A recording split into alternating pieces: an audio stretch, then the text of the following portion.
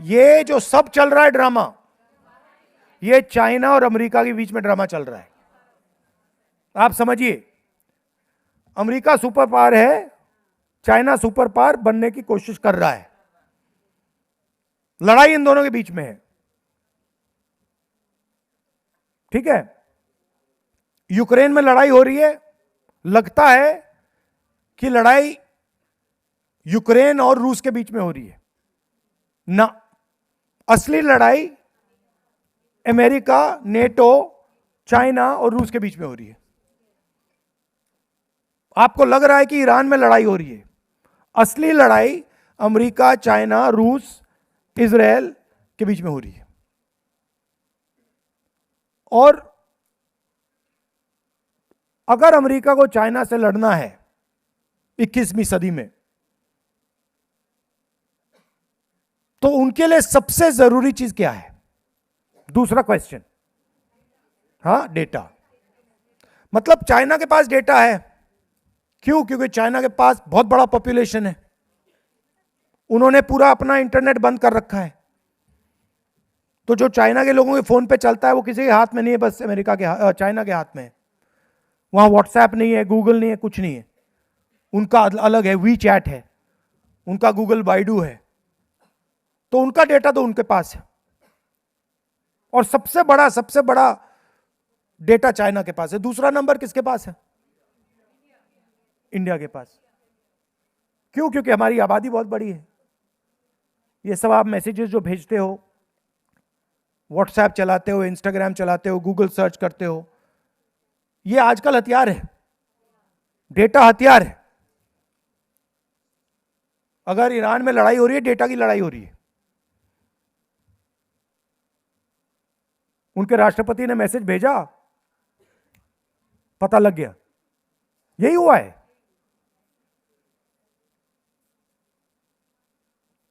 तो सबसे जरूरी चीज हिंदुस्तान का डेटा है।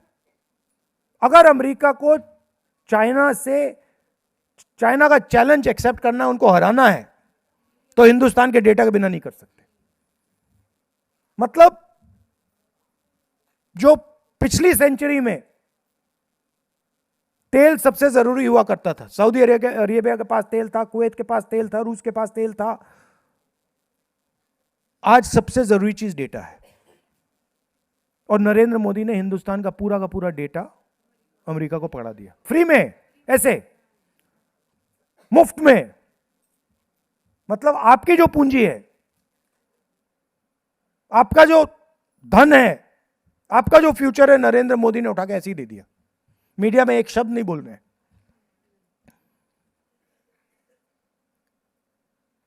लोग कहते हैं एआई, सुना होगा आपने, एआई सुना? यहां पे अभी जो समिट हुआ था, सुना आपने? हाँ, कर दिया काम यूथ कांग्रेस वालों ने।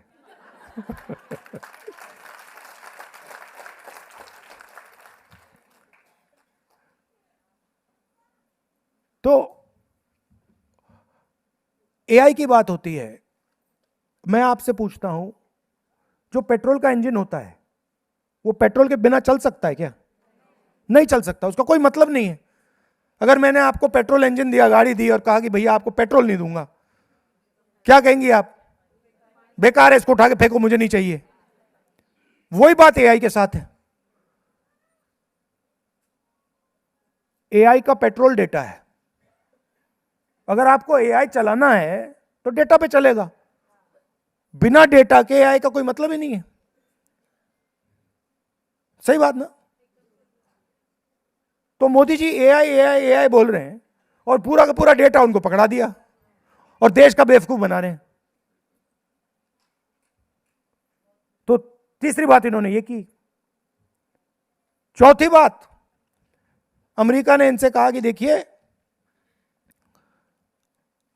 आप उन्हीं लोगों से तेल खरीदोगे जो हम कहेंगे। आप रूस से तेल नहीं खरीद सकते, आप ईरान से तेल नहीं खरीद सकते, हम बताएंगे आप किससे तेल खरीदोगे। मोदी जी ने साइन कर दिया, यस सर।